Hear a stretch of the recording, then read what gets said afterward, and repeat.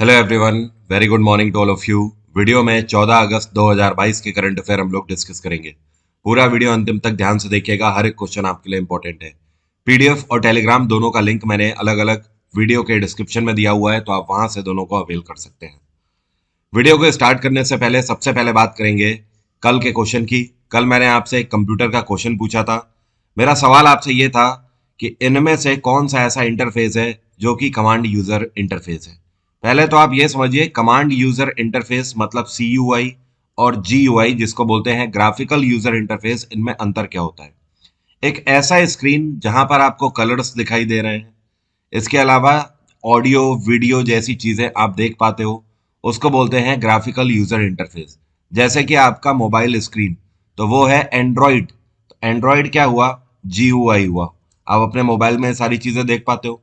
क्या आप विंडोज में आप ये सारी चीजें देख पाते हो? यस, आप विंडोज में भी देख पाते हो, तो ये भी GUI है।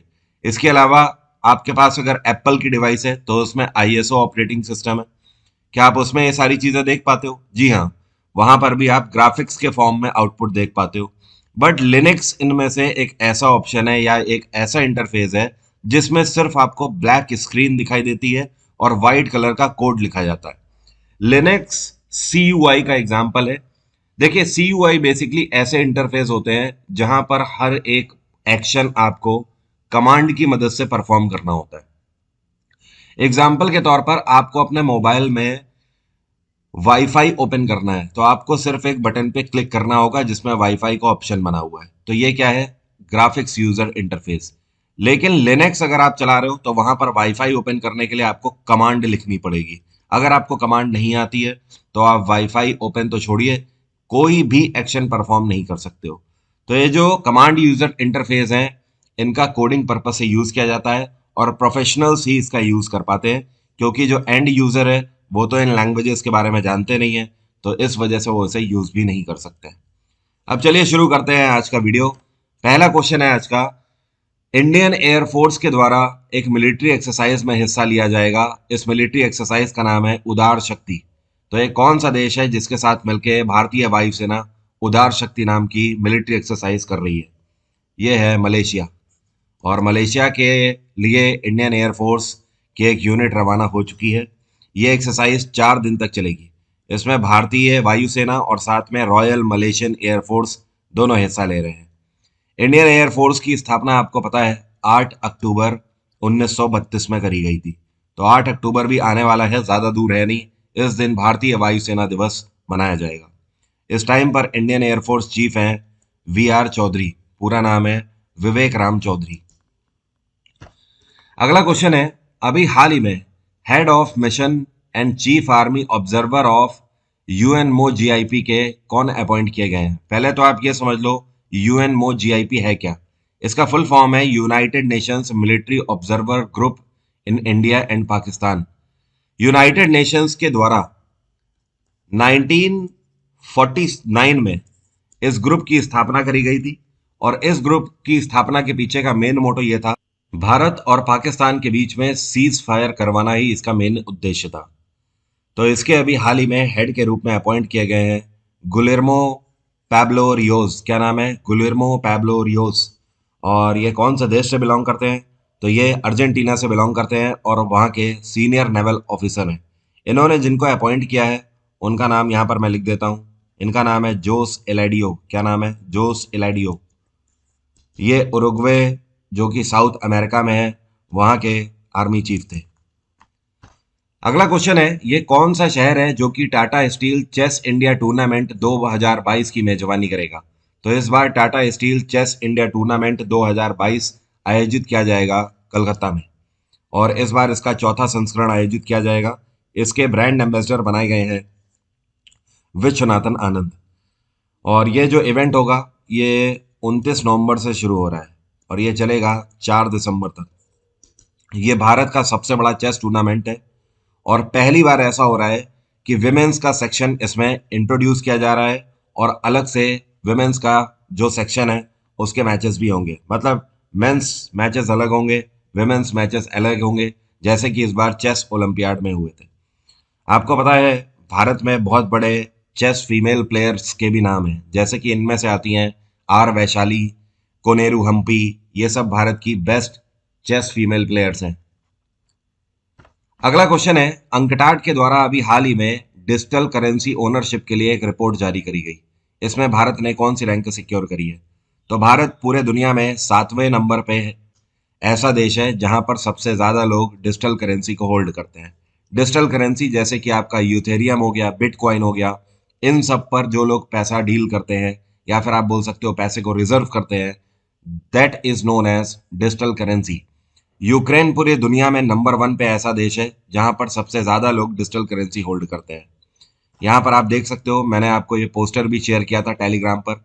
यूक्रेन नंबर 1 पे है और यहाँ पर 12.7% का मतलब यह है कि यूक्रेन में प्रति 100 व्यक्तियों में करीब 13 लोग डिजिटल करेंसी को होल्ड करते हैं। रशिया दूसरे नंबर पे है 11.9% के साथ। वेनेजुएला तीसरे नंबर पे है, फिर सिंगापुर है, फिर केन्या है और छठवें नंबर पे अमेरिका है और 7वें नंबर पे भारत है। यहाँ पर अगर आप पाकिस्तान की जानना चाहते हैं तो 15वीं है इसकी रैंक और ब्रिटेन की रैंक 13वीं है। तो फिलहाल ध्यान रखिएगा, डिजिटल करेंसी ओनरशिप में भारत 7वें नंबर पे है।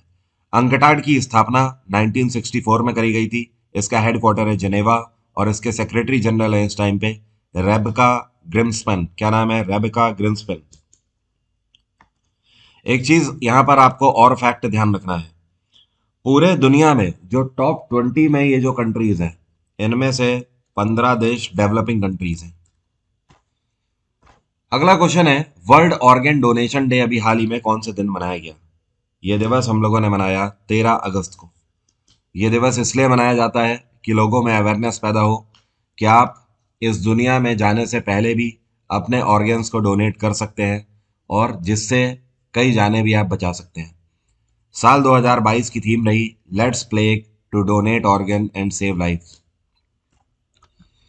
ये जो आपको पिक्चर में दिख रही हैं, इनका नाम है तमारा वॉलकोट। ये अमेरिका से हैं और इन्होंने अभी हाल ही में पावर लिफ्टिंग में गिनीज वर्ल्ड रिकॉर्ड बना दिया है। इन्होंने कितना वजन उठाया? तो तमेरा ने अभी हाल ही में 737.5 किलो वजन उठाकर गिनीज वर्ल्ड रिकॉर्ड में नाम अपना दर्ज करा दिया है। ये बहुत बड़ी बात है। इन्होंने 4 साल पहले ही वेट लिफ्टिंग की शुरुआत करी थी। ये अमेरिका में मैरीलैंड से बिलोंग करती हैं। कहाँ से? मैरीलैंड। अगला क्वेश्चन है, T20 मैच खेलने वाले पहले क्रिकेटर कौन बन गए हैं जिन्होंने 600 मैच खेल लिए हैं T20 फॉर्मेट में? तो ये वेस्ट इंडीज के खिलाड़ी हैं कीरन पोलार्ड। ये अभी तक के इकलौते ऐसे क्रिकेटर हैं जिन्होंने T20 फॉर्मेट में 600 मैच खेल लिए हैं। सेकंड नंबर पे इस टाइम पे ड्वेन ब्रावो चल रहे हैं जिन्होंने 545 मैच अभी तक खेले हैं। तीसरे नंबर पे शोएब मलिक चल रहे हैं जिन्होंने 472 मैच खेले हैं। चौथे नंबर पे क्रिस गेल हैं जिन्होंने 463 मैच खेले हैं अभी तक। और 5वें नंबर पे हैं रवि बोपारा जिन्होंने 426 मैच खेले हैं। अगला क्वेश्चन है, T20 मैचों में 600 विकेट लेने वाले पहले क्रिकेटर कौन बन गए हैं? तो ये हैं ड्वेन ब्रावो। ड्वेन ब्रावो अभी तक के इकलौते ऐसे खिलाड़ी जिन्होंने T20 फॉर्मेट में 600 विकेट अपने पूरे किए हैं और ऐसा इन्होंने अपने 545वें मैच में अभी हाल ही में किया है। इनकी उम्र 38 साल है। अगला क्वेश्चन है, ये कौन सी डिसीज है जिसके लिए अभी हाल ही में ICAR के द्वारा लुम्पी प्रो वैक नाम का एक वैक्सीन तैयार किया गया है? लुम्पी नाम की ये जो बीमारी है, ये कैटल्स में हो जाती है इस तरीके से। और आपको पता है इस बीमारी की वजह से हर एक साल में करीब 1000 पशुओं की मौत हो जाती है। ज्यादातर इस बीमारी की वजह से गुजरात, राजस्थान, पंजाब के अंदर पशुओं की मौत हुई है। ये बीमारी एक पशु से दूसरे पशु में भी पहुंच जाती है। तो ये जो लुम्पी प्रो वैक है, ये लुम्पी नाम की इस बीमारी के लिए बनाया गया है। ICAR ने इसकी मंजूरी दे दी है। हालांकि ये वैक्सीन 2019 में ही बन चुका था, लेकिन तब से अभी तक इसके ट्रायल्स चल रहे थे। अब ये बाजार में आने के लिए तैयार है। अगला क्वेश्चन है, इन विच stadium first Khelo India women's hockey league will be held? पहली बार खेलो इंडिया विमेन्स हॉकी लीग का आयोजन कौन से स्टेडियम में किया जा रहा है? तो इस बार इसका आयोजन मेजर ध्यानचंद स्टेडियम में किया जा रहा है। यह स्टेडियम नई दिल्ली में है और इसकी शुरुआत परसों से हो रही है। मतलब 16 अगस्त से इसकी शुरुआत हो रही है और ये गेम 23 अगस्त तक चलेंगे। एक चीज और ध्यान रखिएगा, इसका जो फर्स्ट फेज है उसमें 16 टीमें खेल रही हैं टोटल 56 मैचेस का आयोजन किया जाएगा। स्पोर्ट्स अथॉरिटी ऑफ इंडिया के द्वारा 53.7 लाख रुपए आवंटित किए गए हैं इस पूरे इवेंट के लिए। इसमें से 15.5 लाख रुपए प्राइज मनी की धनराशि है। बाकी पैसे की मदद से इस पूरे इवेंट को आयोजित किया जाएगा। अगला क्वेश्चन है, ये कौन सी राज्य सरकार है जिसके द्वारा अभी हाल ही में अप्रूवल दे दिया गया है अगस्त मलाई एलिफेंट रिजर्व को बनाने के लिए? तो ये है तमिलनाडु सरकार। तमिलनाडु में एम के स्टालिन की सरकार है और इन्होंने फैसला लिया है कि तमिलनाडु के अंदर कन्याकुमारी और तिरुनेलवली, क्या बोलते हैं इस जगह को, मैं यहाँ पर लिख देता हूँ, तिरुवेनलई। तो कन्याकुमारी और तिरुवेनलई दोनों को मिलाकर अगस्त मलाई एलिफेंट रिजर्व की स्थापना करी जाएगी। ये एलिफेंट रिजर्व 1197.4 किलोमीटर स्क्वायर में फैला होगा। तमिलनाडु का ये 5वां एलिफेंट रिजर्व होगा। इससे पहले जो 4 एलिफेंट रिजर्व हैं वो यहाँ पर मैंने लिख दिए हैं। अन्नामलाई है पहला, उसके बाद है श्री विलीपुथुर, तीसरे नंबर पे नीलगिरीज ईस्टर्न घाट, चौथे नंबर पे है नीलाम्बुर साइलेंट वैली। अब 5वां होगा अगस्त मलाई एलिफेंट रिजर्व। अभी हाल ही में नीति आयोग के द्वारा एक डेटा लॉन्च किया गया था। इस डेटा में बताया गया था कि पिछले 3 सालों में भारत में 309 हाथियों की मौत हुई है। इतना ही नहीं, कुछ और फैक्ट यहाँ पर समझ लीजिए कि ये कौन सा राज्य है जहां पर सबसे ज्यादा हाथी है इस टाइम पे। तो ध्यान रखिएगा, कर्नाटक ऐसा राज्य है जहां पर सबसे ज्यादा हाथी है। दूसरे नंबर पे आसाम ऐसा राज्य है जहां पर सबसे ज्यादा हाथी है। और अगर आपसे पूछा जाए कभी भी कि भारत का सबसे बड़ा एलिफेंट रिजर्व कहाँ पर है, तो ये है मैसूर एलिफेंट रिजर्व। ये 6,724 स्क्वायर किलोमीटर में फैला हुआ है। अच्छा, अगर मैं आपसे पूछूं पूरे भारत में टोटल एलिफेंट रिजर्व कितने हैं, तो ध्यान रखिएगा 32 एलिफेंट रिजर्व हैं, जिसमें से 5 तो तमिलनाडु में ही है। अगला क्वेश्चन है, अभी हाल ही में रिजर्व बैंक ऑफ इंडिया ने रूपी कोऑपरेटिव बैंक का लाइसेंस रद्द कर दिया। ये रूपी कोऑपरेटिव बैंक कहाँ पर स्थित बैंक है? तो ये पुणे का बैंक है, एक सहकारी बैंक है जिसका लाइसेंस अभी हाल ही में रद्द कर दिया आरबीआई ने, क्योंकि इनके पास कैपिटल की कमी हो गई थी और इतना भी पैसा इस बैंक के पास नहीं बचा था कि अपने ग्राहकों को पैसा दे पाए और उनसे डील कर पाए। इसलिए इनका लाइसेंस रद्द कर दिया गया। आरबीआई की स्थापना 1935 में करी गई थी। इसका राष्ट्रीयकरण 1949 में हुआ था और इसके गवर्नर हैं शक्तिकांत दास। आप सभी लोग मुझे अनअकैडमी प्लस में फॉलो कर सकते हैं। मेरा फाउंडेशन बैच आ रहा है, जिनको भी इंतज़ार था तो आपको बता दूं 1 सितंबर से मेरा फाउंडेशन बैच स्टार्ट हो रहा है, जिसमें history, polity, geography, science, economics सब कुछ मैं आपकी कवर कराऊंगा आने वाले गवर्नमेंट एग्जाम्स के लिए। तो अगर आप एसएससी, रेलवे या फिर कोई भी वनडे एग्जामिनेशन की तैयारी कर रहे हैं तो ये जो बैच होगा ये बेस्ट सॉल्यूशन है आपके लिए। और इस टाइम पर स्टैटिक जीके का भी बैच चल रहा है तो आप उसका भी फायदा ले सकते हो। अनअकैडमी पर किसी भी सब्सक्रिप्शन के लिए डिस्काउंट कोड आपको पता ही है, वरुण777 है। अगला क्वेश्चन है, अभी हाल ही में union home ministers medal for excellence से कितने पुलिस पर्सनल्स को सम्मानित किया गया है? ये ऐसे पुलिस पर्सनल्स हैं जिन्होंने जान लड़ाकर इन्वेस्टिगेशन करी है और केसेस को सॉल्व किया है।